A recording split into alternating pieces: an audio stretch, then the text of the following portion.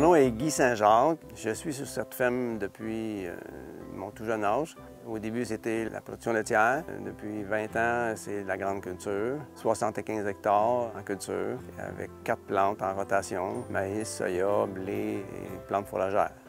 La première fois que j'ai vu un producteur au Québec, c'est en 2000, qui semait du soya entre les rangs de maïs. J'ai été vraiment motivé à pratiquer ce genre de culture. Je me suis dit que c'était accessible. J'ai fait partie d'un club qui s'appelle Action Semi-Direct pendant au moins une dizaine d'années, où j'ai appris beaucoup sur la façon de cultiver en non-travail de sol. Guy, ici, il n'a pas vraiment passé par le travail réduit. Bien, comme il expliquait, là, il est allé tout de suite dans le semi-direct, dans le soya, dans les céréales. C'est ce qui est le plus facile à réussir là, en semi-direct. Il a continué de travailler le maïs pendant quelques années. Donc, après 5 ans, là, quand ces sols ont été suffisamment en santé, il s'est mis au semi-direct partout. J'ai commencé par le semi-direct avec le soya et le blé. C'est des plantes plus faciles à réussir.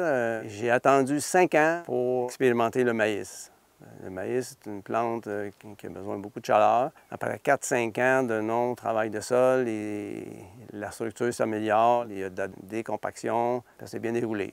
Le plus grand défi, c'était le contrôle des mauvaises herbes. C'est pas du tout la même façon de faire et de contrôler et pas les mêmes produits non plus. Ça a été vraiment le plus difficile à contrôler. J'ai pas toujours fait le calcul de savoir s'il me reste plus de revenus nets en non-travail de sol qu'en travail conventionnel, mais une chose que je sais, c'est que j'ai pas besoin d'équipement. J'ai aucune machinerie pour le travail du sol. Si je vois mes 10 dernières années de rendement cumulées à chaque année, c'est très avantageux physiquement et économiquement de ne pas avoir à se promener en tracteur dans les champs.